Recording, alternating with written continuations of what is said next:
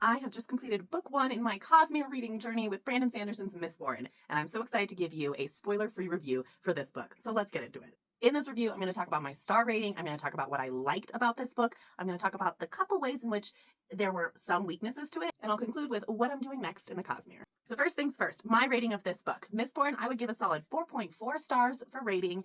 It has no spice. With that being said, SA is mentioned multiple times in this book. Not as something that is happening to the characters themselves. There are no scenes of SA.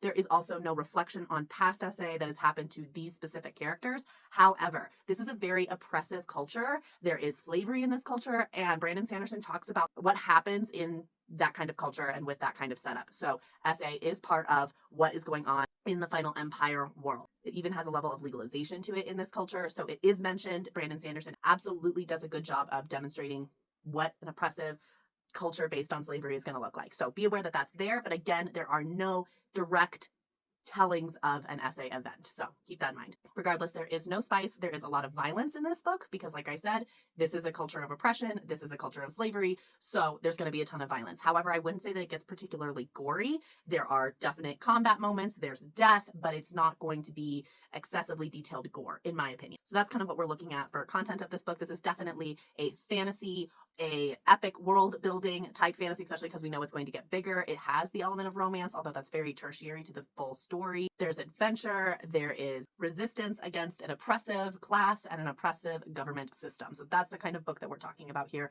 And it does go a little bit into the politicking that happens with nobles in the system, but still, again, it doesn't really nosedive too deeply, in my opinion, into politics. It talks about them, it references them, but it's not the central point of this book. Okay, so let's go into what I liked about this book. My favorite part about Mistborn is the characters. I loved all of them. I thought they were fabulous. I thought that they were a really cool group of individuals that have a lot of different personalities and curiosities, and I thought that was really fun to explore. I loved how each one of them has their own philosophies and how they relate to the world and what they think about the world, and I think that really enriched our experience of the world building. I loved the unique relationships that existed between the individuals in this book. I'm always a fan of having a diversified form of different relationships. So I loved getting sibling reference relationships and parent-child type relationships. And yes, there is romance, but there's also a lot of friendship, a leader and their followers. Like there's a lot of different unique relationships that are presented. And I really liked that.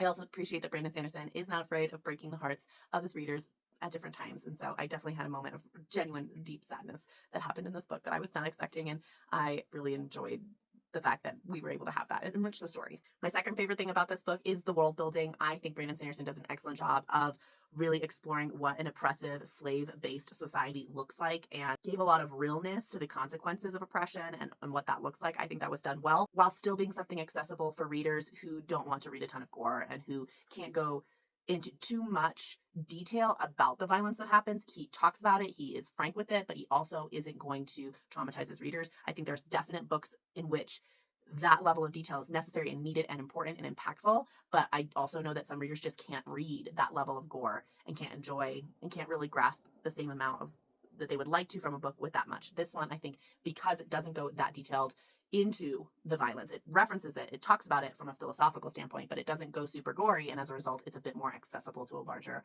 audience, and I think that's really great. I love that there's future possibilities with this book, even though the fact that Mistborn Book 1, honestly, I saw this before I read it, and I agree with the statement. You can read this as a standalone.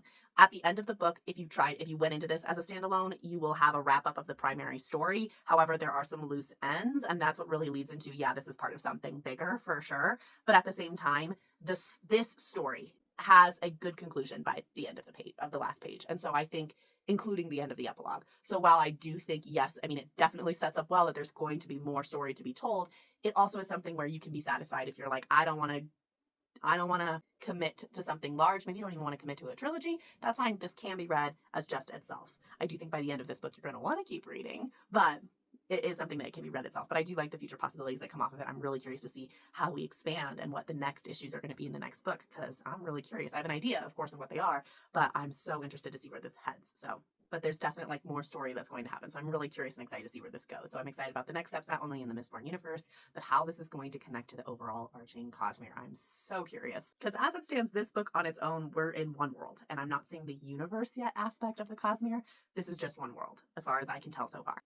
Lastly, at least for what I can think of right now, I loved the magic system. I thought it was really interesting and a really cool way of going about this magic system. There are similarities, but a lot of uniqueness that I have not been exposed to in a magic system before. So I really enjoyed reading this magic system. I think it's complex, and yet also you can follow it. And it's not too like, wait, I don't know what's happening. I don't know why X, Y, or Z is going on. You can still follow it, which I think is great. However, the magic system does lead into my one area where I do think there was a bit of a weakness in this book, and that is, and I don't know if it's necessarily a weakness, it's just something I would have liked more of, and that is more detailed fight scenes. We definitely have fight scenes, but I've always been a fan of reading fight scenes that really get creative in how the fight is resolved, or how the conflict or how the combat concludes. The whole process of it is really interesting to me, and I love getting really detailed and where what arm is going where and how they block or how they avoid certain attacks. Like, I really like detailed fight scenes. I think these fight scenes are really cool and fun. They're just not super detailed, and I would have loved more of that. There was one fight scene in this book that I think did a really good job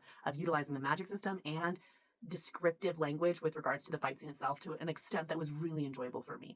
Again, I wouldn't say this is a huge like negative or anything. I just would want more, and I'm hopeful that as I go into book 2 and book 3 in the Mistborn trilogy for Era 1, that I'm going to see more of those a little bit more detailed fight scenes, because the magic is so fun, and I love when we can really be using it actively in combat. That's my favorite. And lastly, the weakest part of this book is the romance, straight up. Yes, there is romance in this book. Yes, it's very, very tertiary, in my opinion. It's there, it's present, of course, but it's not the point.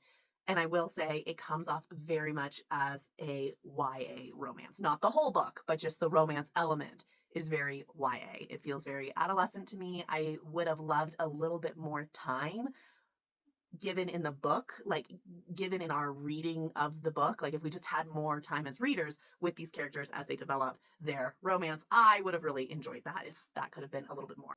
Again, romance is not the main point of this book, so it's fine. And honestly, this book is already a little over 530 pages or something. So it's a solid length fantasy novel. And I will say, if Brandon Sanderson was to go a little bit more with the romance, it would have made this book longer.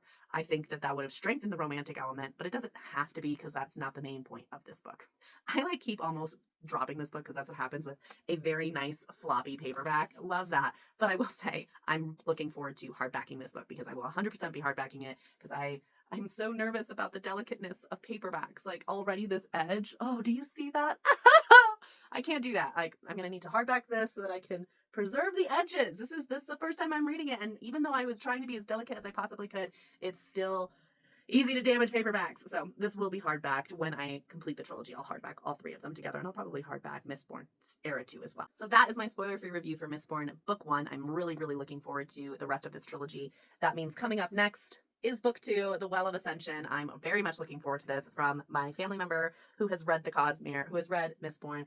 This is better than Mistborn book 1, so I'm always happy to hear that things get better as they go, because I really liked this, 4.4 stars. So I'm really curious what I'm going to rank The Well of Ascension. This is my next read, and I'm thrilled. After that will come The Hero of Ages, the last book in Mistborn Era 1, although I will be reading the 11th Metal short story in Arcanum Unbounded after I complete this book.